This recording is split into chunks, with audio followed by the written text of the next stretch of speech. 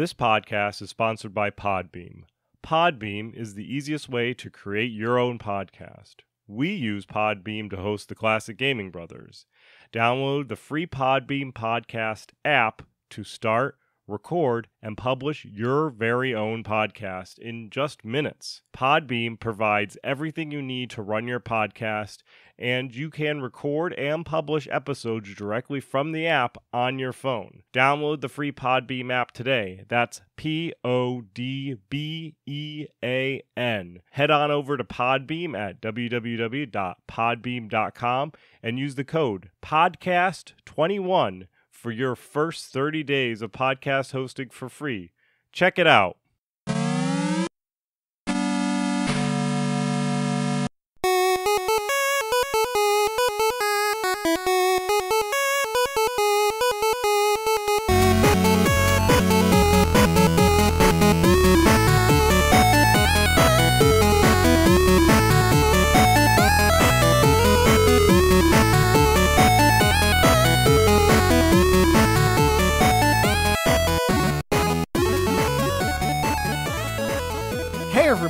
Welcome to another episode of Classic Gaming Brothers. I'm Zach. And I'm Seth. And we're the Classic Gaming Brothers. That's right. We are the Classic Gaming Brothers. This is episode 93. 7 away from episode 100. Ooh, 100, which we have nothing planned for. We have nothing planned for. Very little nothing. This episode, it's in a good place. It is. Well, we got a good episode coming at you. But before we get into this episode, we're going to talk about some games that we've been recently playing. That's right. Do you want to go first? Sure. I love going first. I know you do, because you love hearing the sound of your voice. Tell me what you've been recently playing. So I've recently been playing a game called Stardew Valley, which I don't know. You might have been recently playing it many years ago. That's not recent if it was many years ago, but I was playing Stardew Valley a few years ago. Yes, I played it actually during Extra Life before we became the Classic Gaming Brothers. Oh. To be fair, we have always been brothers who game. But before we had a podcast, I did Extra Life just with my friends, and I played like 6 hours of Stardew Valley, I think. It's a game you could definitely play 6 hours of Stardew Valley. Mm-hmm. I fell asleep while playing it. Yeah, which is fine. It's a very relaxing game. It is not a game you play at the end of your Extra Life 24-hour if you don't want to go to sleep. Yeah.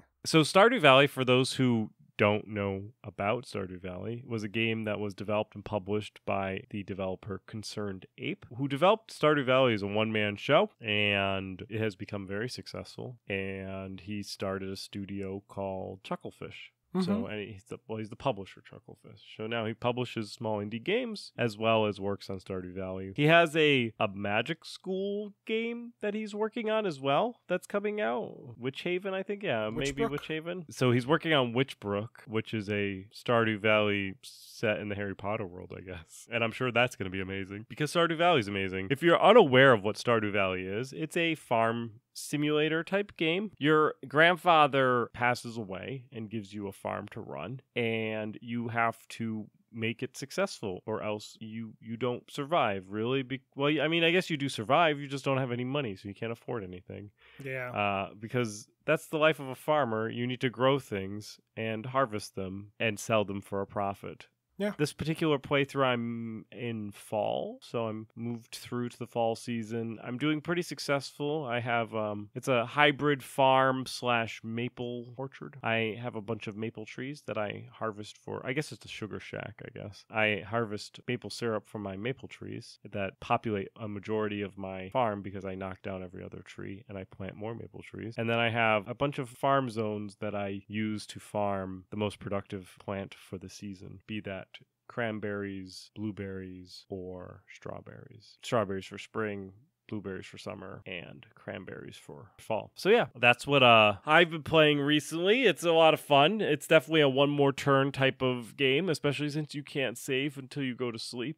So if you make a lot of progress on a day and you have to go somewhere, you have to either indefinitely pause your game or you have to go immediately to sleep to save the game. What about you, Zach? What have you recently been playing? Seth, recently I have been playing a game that you had as a buy-weight pass and I had as a buy-weight pass, and that game is Back for Blood. Now, Back for Blood is an upcoming multiplayer first-person shooter game being developed by Turtle Rock Studios and published by Warner Brothers. However, it did go through an open beta that as of the recording of this episode just ended a few days ago, as of the release of this episode, has been ended for nearly a month. But it is slated for release on October 12th, 2021. I don't know. In my notes I wrote 2012, which that's not true. that's not true. But yeah, this is the first time I played the game, obviously, because it's going through beta. When I first played it, my computer did not run it very well. It was very choppy with the frame rate, and the audio was messed up and it sounded very compressed. Turns out this wasn't a game problem. This was a NVIDIA problem, because I updated my graphics card and all of a sudden the game ran way better. Turns out my graphics card just needed a driver update. Once it was updated, the game ran pretty much perfectly, apart from some obvious issues in the beta. Yes, it was a beta, so there were some glitches. Some of the infected, who in this game are called the Ridden, R-I-D-D-E-N, would T-pose at you because their animation would fail. Now, for people who don't know too much about modern gaming, maybe T-posing is when a character defaults to essentially their default model, which it looks like their arms are stretched out in kind of a T shape, as the name implies, T-pose. Sometimes there's A-posing, that's different. Anyway, yeah, the monsters would T-pose at me sometimes, which kind of made them a little more terrifying, I think, because you had these like static monsters floating at you. In the game, there is money that you have to collect. It's called copper. And there was a glitch I encountered a few times with my friends, and that glitch was that the copper would spawn under an object that wouldn't be able to be moved, like dirt or a rock. So you couldn't collect the money that spawned. It was very odd. It was like, why would it spawn there? Very strange. And the best glitch that occurred happened on the second playthrough I did. So when my computer was fully updated in terms of drivers and stuff, the game was running smoothly. We were in the final part of the first act of the beta, which is, the act is split up into 2 missions. So in the final part, you're supposed to load a howitzer and fire it at this mine entrance to close the mine so that the infected can't get out. When you do this, every time you fire the howitzer, the zombies spawn and they start attacking you. However, when my friends and I were playing this time, the howitzer would go off and the zombies didn't spawn. At first we were like getting prepped. We had everything set up. We had a whole bunch of traps ready. And then like I fired the howitzer. We heard some monster scream. Nothing happened. So I was like, okay, I'll fire the next round. So I fired the next round, nothing happened. I was like, okay, next round, nothing happened. Finally, it was the 5th round, and we were good, and we left, and we won the mission, which made it feel much less urgent. Yeah, so far, I really enjoyed the game. I don't know if I'm 100% sold on it, so there is some things about the game that I've heard are plan to be implemented and also that I can assume are going to be implemented, such as microtransactions and potentially having certain characters be locked behind paywalls. So the characters in the game, unlike in Left 4 Dead, which is, if I haven't explained it, Back 4 Blood is like the spiritual sequel to Left 4 Dead. With Back 4 Blood, the characters all have different perks. So some characters, for example, spawn with unique weapons. Some spawn with perks that are added to them as you're playing the game. Like, for example, the character might offer the ability for the entire team to have a slightly higher percentage of ammo pickup when they pick up ammo, sort of deal. They're not like crazy perks, but they're still perks that help improve gameplay depending on how you build your loadout. However, some of the characters in the beta were locked, probably because they're either not finished or because they want to restrict things to the final build. Also, some people think that some of the characters are going to be locked behind a paywall, kind of like how Rainbow Six Siege does their characters, their operators. Dead by Daylight. And Dead by Daylight, yeah. We will have to see how the game turns out, right? We'll have to see how everything happens when it happens. So far, I'm impressed by the game. I just don't know if I'm 100% sold on it to pick it up when it comes out at like $60. I think I might wait a couple of months at least. I mean, I'll probably buy it when it's still mostly retail, or maybe when it goes on sale for like 10%, 20% off. But I also want to wait a few months just to let all the initial problems settle down, because if anything that I've learned from games like Battlefront 2 or anything else that massively relies on multiplayer, usually the first week is awful. So, I'm going to definitely wait at least to purchase the game. But I did have fun playing the beta, so that's my recently played and also kind of a sequel to my Byweight Pass that I did a long time ago about this game. Anyway, to talk about something completely different. In the mighty words of Monty Python, and now for something completely different, because today we are talking about a video game system that Seth and I never had as children. It's true. I did own one, but it wasn't until I was in college, and then I sold it. So It was a prequel to a game system that we did own. that's right, because per the tradition, Seth and I only own sequels of things, both That's games right. and consoles. But we're talking today about the SEGA Master System, also known as the SG-1000 Mark III, which is a worse name, so we'll call it the Master System. It's a great name. It is, and the reason it's called that is because the Master System, while being released prior to the Genesis, is not Sega's first console. On July 15th, 1983, Sega, who at the time was a subsidiary of the American company Gulf and Western Industries, released its first video game console in Japan, and they released that console on the same day as another company releasing their first video game console, Nintendo, with the Famicom. So Sega's system was called the SG-1000, SG standing for Sega Game, 1000 being a number. Pretty cool. Yeah. The SG-1000, as its base model, the original SG-1000, is kind of a cool little system. It was actually built entirely with off-the-shelf components to keep costs down. The machine ran on the readily available Zilog Z80 CPU, had 1 kilobyte of RAM, it output at a resolution of 256 by 192 pixels, and made use of 16 colors and 32 on-screen sprites. It also had a Texas Instruments graphics chip and a Texas Instruments sound chip, all off-the-shelf components. So essentially, if you had the what you might call the BIOS of the SG-1000, you could have built an SG-1000 like out of a breadboard. You just needed the special chip that had the actual data on it. Now, the SG-1000 also did fairly well in Japan upon its initial release. It actually did a little better than Nintendo at first, because unlike Nintendo, Sega had 21 games available at the first year of release, and Nintendo was facing a recall of Famicoms due to a severe fault on the circuit board. So, Sega started out with the upper hand. And a fault on a circuit board for like the Famicom could be as simple as like a soldering point being connected. Yes, yeah. And causing a loop, and you have to bring it back to just break up that little piece of solder on every single unit. Anyway, by the end of 1983, Sega sold 163,000 units. And with that amount of unit velocity, they saw a vision of video games in the market, and this market was prime. This is a successful product. They should make more of it. They did lack one thing, and that was name and brand recognition. Even though their machine did not have a fault like the Nintendo Famicom, they also didn't have Donkey Kong or Mario, who were all not only popular on the Nintendo platform, but also in arcade systems. In 1984, Sega faced new and interesting change of leadership. Charles Blodorn, the founder of Gulf and Western, ended up passing away. And his passing away led to the company divesting all the non-core businesses of Gulf and Western, which included Sega. Following this, Sega released their follow-up to the SG-1000 called the SG-1000-2, which, why? I don't know why they should have called it the SG-2000.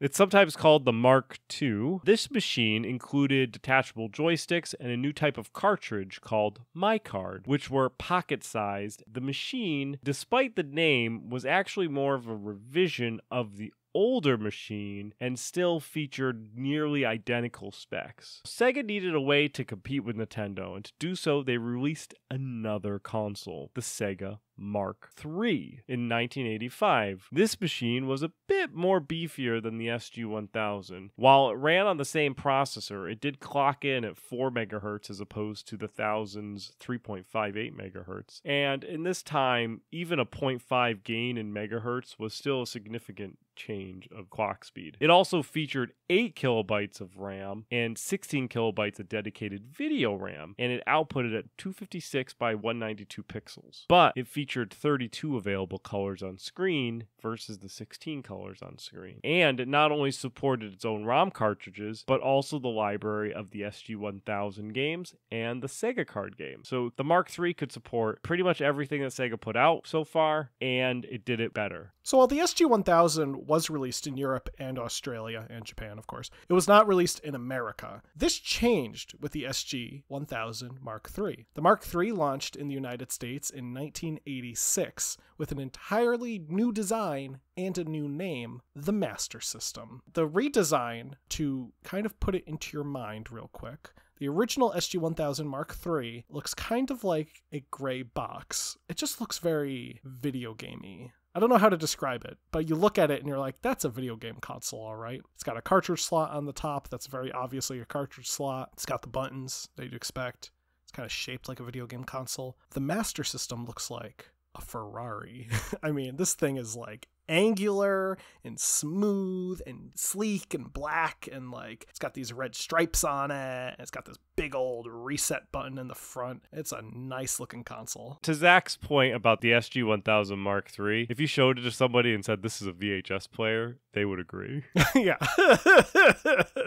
It looks, yeah, the Mark III looked like a utility. The Master System looked fun. Now the name Master System obviously sounds a little different than Mark III, and the name is actually inspired by the competitive nature of both the video game industry and martial arts. The idea was that only one in both situations could be the master. In Sega, they were just branding their console as the master. They were like, we're not even going to put it to the test. We know we're the best. The redesign of the machine was intended to appeal to Western tastes and to contrast Nintendo's design for the NES, because the NES does look like a VCR. It looks like utility. It looks like a box. Sega wanted to look sleeker. They wanted to look better. And this was even down to the box art for the games. So with Sega, they decided to make their box art white. And the reason they made it white was because Nintendo had black box art. So when you were walking down the store shelves, the Sega games would pop separate from the Nintendo games. Speaking of the competition, how did it do? Well, the Master System was supposed to capture the American market, but it chugged. It really struggled with sales. By the end of 1986, the Sega had only sold 125,000 units. Meanwhile, Nintendo, with their NES, sold 1.1 million units.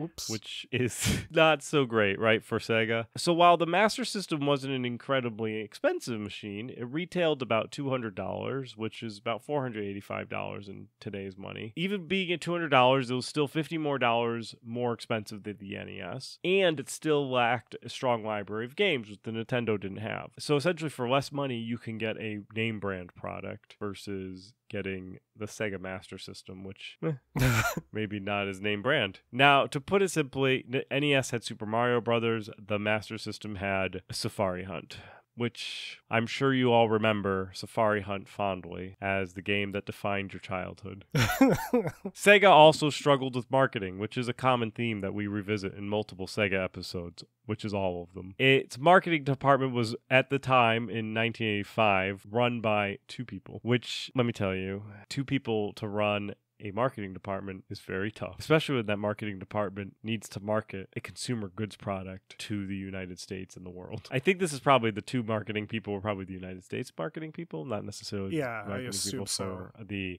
entire organization. But still. Yeah, that's rough. In 1987, which is the year of my birth, Sega sold the distribution rights for the Master System to Tonka. Yes, Tonka, the truck company. Sega hoped that Tonka, being a toy company, could master the American toy market because video games in the 80s were in this weird space. They were an electronic, but they were also a game. They were appealing to children, but were expensive. So Sega hoped that maybe Tonka could work on this whole marketing to the American toy market for them. Tonka then proceeded to block any localization of Japanese game and were less willing to purchase any of the necessary chips to make cartridges. They also, in 1987, became less interested in video games because they bought Kenner toys in that year. And overall, the holiday season was just rough. Now, something that you should know as a listener is a toy company books 80% of their business in the last 4 weeks of the year. So if you are a company like Hasbro, and this is straight from the source, they book 80% of their business. So if you have a bad holiday season, that's a bad 80% of your business. That's people getting laid off off bad, so they're not really worried about trying to help Sega with their problems. A lower cost model, the Master System 2, was eventually released in 1990. Sega promoted it, but it also sold poorly. The last licensed Sega Master System game to be released in North America was the 8-bit Master System port of Sonic the Hedgehog in 1991, which was getting ported from the Sega Genesis. Which was the better, faster, stronger system. Which we talk about in our Sega Genesis episode, wherever that may be. Speaking of games, there were 313 games released in total for the Master System. 15 of these games were exclusive to Japan, 4 were exclusive to North America, 158 were exclusive to PAL regions, and 22 were exclusive to Brazil. Some early titles included ports of popular arcade games like Double Dragon and Hang On. And Double Dragon, that's a great game. I mean, no matter what system it's on, except for the Atari version. That version sucks. Did you know there was an Atari 2600 version of Double Dragon? No, but I'm sure it's amazing. It's so bad, but so good. Now, what is interesting, however, are the number of titles that were released that were essentially demakes of existing Sega Genesis titles, because there was a period of time where the Master System was kind of right along with the Sega Genesis. As Seth mentioned, the last North American game was 1991's Sonic the Hedgehog. That wasn't the last game in the world for the Master System. Sonic the Hedgehog was brought over to the Master System, and that was right after the release of the Genesis version. The 8-bit version features new levels, a slightly different story, and it also isn't necessarily focused on speed, which is weird for a Sonic game to not be focused on speed. It's a weird Sonic game. It is. And you actually have the option to search the level for the missing Chaos Emeralds. As opposed to going into like a special stage, they're literally just like lying around. The episode starts with like Green Hill Zone, or like it's literally just the color green plus a hilly location like Emerald Hill or Green Hill or what other colors green? Is there another green out there that's a weird, like a Seafoam? That would be a good name for a zone. Seafoam Hill Zone. Seafoam. No, it's got to be Seafoam Mountain. Seafoam Mountain. Seafoam Speed Bump. Regardless. So it starts off and it feels like you're playing Sonic 1, but you're not. You're playing it's like a real janky version of Sonic 1, and it feels off. Weird. It feels off. Sonic the Hedgehog 2 was also on the Master System, only in Europe, but this version is vastly different from the Genesis version and was actually released a few days prior to the Genesis version. And the reason it was vastly different and also released prior was because it was built by an entirely different company that was not communicating with STI, the company that was creating the Genesis version of Sonic 2. Weird story. Sonic the Hedgehog 2 is its own mess of worms, but it is a really weird game because, like Seth mentioned, usually Sonic games start with like green landscape. This one starts with underground zone, and you're in like caves, and it's weird, and you ride a minecart. Also on the Master System, but only outside of the United States, was another Sonic platformer entirely called Sonic Chaos. North America saw the Game Gear version, but Sonic Chaos was released for the Master System in 1993 in Europe. And it's a very interesting game, and I think I might do a live stream of it some night soon. I don't know. That's not a classic gaming promise. That's a classic gaming suggestion. Possibility. The possibility. Classic gaming possibility. Classic gaming possibility. But it's kind of like a version of Sonic that it's just hard to describe. Like, you get rocket shoes at one point. It's a fun game. And before we get off Sonic, there was actually another platforming Sonic game called Sonic Blast. Sonic Blast was a port of the Game Gear version of Sonic Blast, which has nothing to do with Sonic 3D Blast, except the art style for the cover is kind of close. Sonic Blast is like Sonic's answer to Donkey Kong Country. That's the best way to describe it. The sprites they use for Sonic are 3D renders that they digitized into sprites, similar to how they do Donkey Kong Country. It's bad. It's a bad game. I want to try and play it. But the Master System version came out in 1997, only in Brazil, by Tectoy, who we're going to talk about a little later. This version is unlicensed, but it's kind of cool. Now, a game that I remember, completely separate from Sonic, is called Penguin Land, which came out in 1987. I don't remember Penguin Land when it came out. I was not alive then. Seth was. He was just alive. Now, just barely. So I remember Penguin Land because my dad took me to this used sports goods store in the town we grew up in, where they sold like hockey gear for kind of inexpensive and shoes. And sometimes at the front of their desk, they had some electronics, usually cameras. Usually they were a little more expensive probably than you would pay for a used camera. But one time we were there, they had some Sega games. And they had this game in a white box called Penguin Land. And I looked at it and I was like, that's a Genesis game. So my dad, being the great dad that he is, bought the game for me. I took it home, put it in my Genesis. It didn't fit in the cartridge slot, so I could not put it in the Genesis. And I was very sad because I couldn't play Penguin Land. And I don't think I've, to this day, played Penguin Land. I could play it now if I wanted to, but... Do you still own the cartridge? I don't, actually, because I think I got rid of it. Oh, you're like, this is trash. Yeah, I don't know what happened to it, to be honest. And I'm very sad about it. But yeah, that's the thing. I could have had if I had a power-based converter, I could have played Penguin Land. But I didn't have a power-based converter. Because the Genesis, as I mentioned in a previous episode, was fully backwards compatible with the Master System. You just needed to have a special cartridge slot to put it in. Like, you had to have a thing to go on top of your Genesis so that you could put Master System games in it, because the cartridge slot was different. Right, and that was called the power-based converter. Penguin Land, anyway, is a game where you play as a penguin and you are lost on a distant planet. And you have to push and drop eggs to the bottom of a scrolling cavern of ice. It's like a puzzly platformer game. Looks fun. Before Sonic was established as Sega's mascot, who decidedly became Sega's mascot, to the point where I was playing a Sega game that had nothing to do with Sonic, and Sonic was in the intro.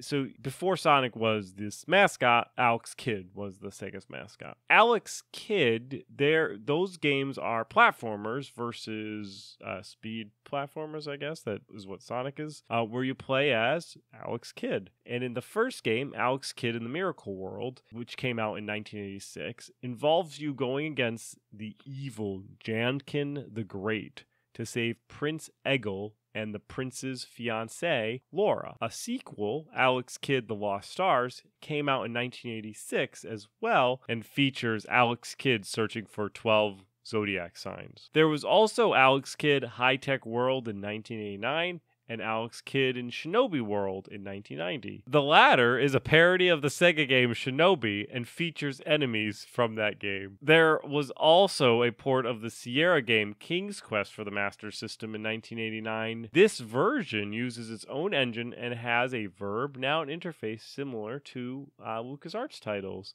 which is pretty neat. Which makes sense because you wouldn't have a keyboard on your Master System. Right. I think there was a so you keyboard, have to but you wouldn't have one. to go and all that jazz. That's pretty cool. So if you want to play King's Quest without booting into the non-text parser version, you can play it on your Sega Master System. Now, we talked about how the Master System did badly in the United States, but what about Europe? And what about Brazil? I mentioned those 22 games that were only released in Brazil, including Sonic Blast. It did a bit better in both places. The machine launched in 1987 in Europe under the distributor Mastertronic in the UK, Master Games in France, and Areolasoft in West Germany. In the UK, it launched at a price point of £99, or about £284 in 2020, or about $390 in today's money. So the system proved to be popular leading up to its release, and there were a lot of pre-orders for it, mostly due to the pretty decent marketing that the European distributors were putting forward. But there was a little problem. Sega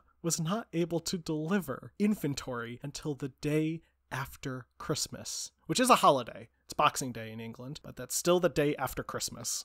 Meaning a lot of people who pre-ordered the system for Christmas did not get it. Right, they had to cancel. Yeah, either they had to cancel or the retailers had to cancel. So the people who were actually going to be selling the system in stores canceled the orders from the distributors. And this caused all three distributors, Mastertronics, Master Games, and Areolasoft, to all face massive financial crises, with Areolasoft saying it would never work with Sega again. Mastertronic was hit so badly that they had to sell a minority interest to Virgin, and they became Virgin Mastertronic, who took over distribution in 1988. It wasn't starting out well.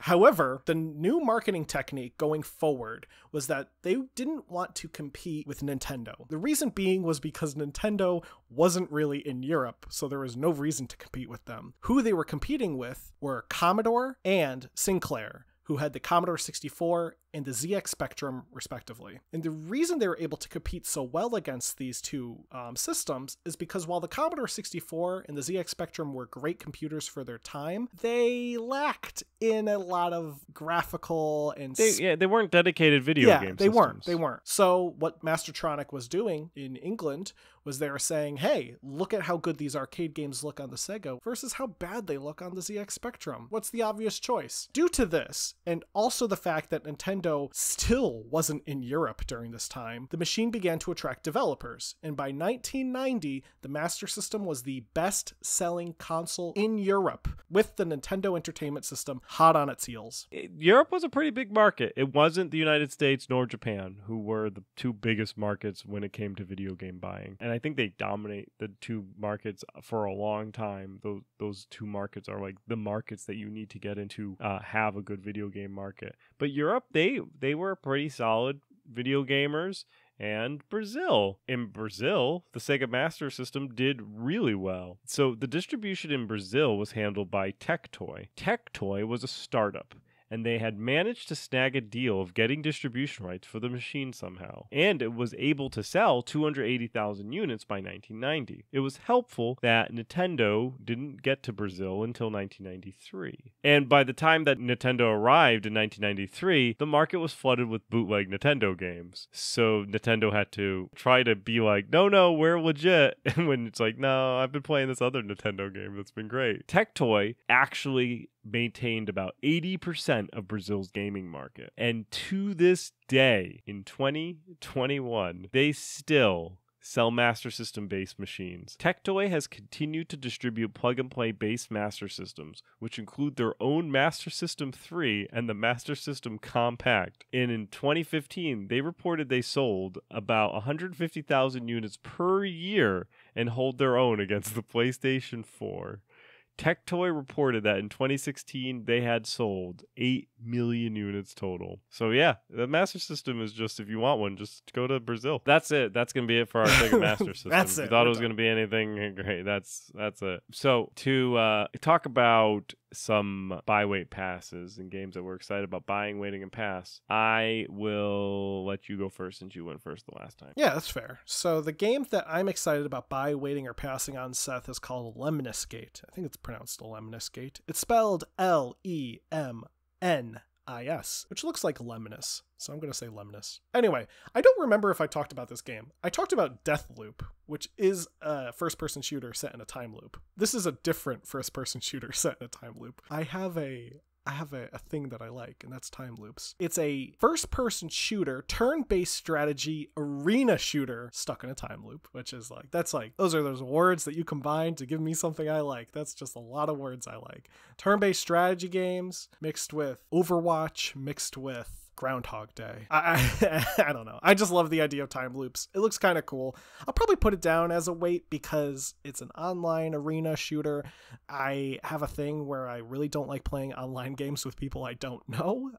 That's just a personal choice of mine. So I don't even play Overwatch with people I don't know. If I want to play Overwatch, I find my friends who are available to play with me, and I don't talk to anyone else in the game. I literally do not use the mic. I just sit in my Discord channel and talk to people that I know. And even if I need to communicate to someone who is not in my Discord channel, I'll just deal with it. I'll just live like that. I hate playing games with people I don't know. It makes me very stressed. I will buy it when my friends buy it. Time loops. Maybe I'll buy it. Yeah, maybe Seth will buy it. And you know, I'll pick it up if I can convince my friends to buy it. But right now, I'm going to put it down as a wait. Maybe I'll sell it to my friends and see what they think. So the game that I'm excited about buying, waiting, or passing on is a game that I have been excited about buying, waiting, or passing on for most of my life. And that game is Myst. We're talking about the Cyan game, Myst. They are remastering it so you can play it in actual VR, and all of the graphics are going to get updated, which I'm actually really excited about because I bought the remastered version of Myst that's available now. That was remastered like 6 or 7 years ago. And when you open doors and close, it looks nice. It's a very nice looking game. But when you open or close doors, it plays the AOL instant message opening and closing of a door. And that's just weird. It's not even like